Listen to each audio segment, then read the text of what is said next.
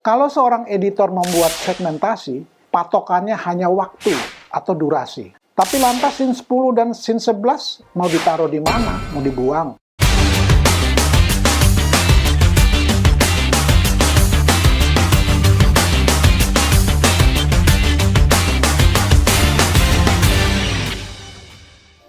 Halo writer semuanya, apa kabar?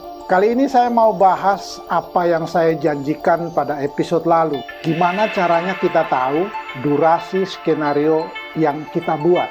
Kenapa sih skenario sinetron itu mesti dihitung durasinya? Pertama, karena alasan akhir yang menggantung atau cliffhanger. Maka penulis harus tahu di mana akhir dari setiap segmen atau babak di dalam skenarionya. Supaya kalian itu bisa bikin ending adegan yang menggantung. Jadi misalnya kalau setiap segmen itu durasinya 9 menit, di segmen 1 misalnya, pada menit ke-8 penulis harus sudah membuat scene atau adegan dengan emosi yang menggantung sebelum masuk ke jeda iklan atau commercial break.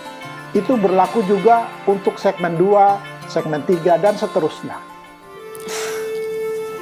Suatu hari nanti seorang gadis akan datang dan kamu bisa memasang fotonya di dinding kamar kamu ya.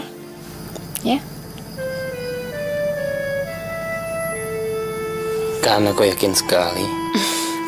Iya, dan saya tahu siapa gadis itu.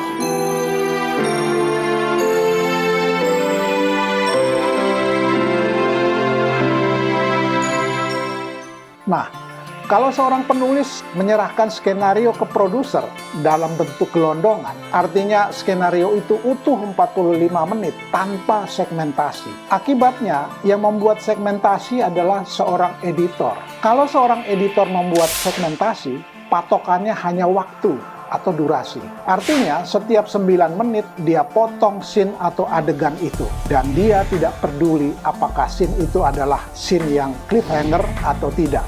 Padahal, ada beberapa syarat yang harus dipenuhi untuk membuat adegan yang cliffhanger atau yang menggantung itu. Misalnya, scene itu sebaiknya pada scene tokoh utama. Entah itu tokoh utama protagonis maupun tokoh utama antagonis. Lantas berikutnya, scene itu menampakkan tokoh utama kita dalam ekspresi yang mengejutkan, menegangkan, atau menakutkan atas apa yang dilihatnya. Lalu freeze pada wajah tokoh utama itu. Ini semua kan ranahnya seorang penulis, bukan ranah seorang editor. Kebayang nggak kalau editor memenggal adegan berdasarkan waktu, ternyata adegannya itu pada adegan peran pembantu, bahkan figuran, tanpa emosi dan ekspresi. Atau misalnya editor tahu nih adegan cliffhanger, tetapi adegan itu ada di menit ke-12, kan kelewatan ending segmennya. Tapi adegannya belum cliffhanger.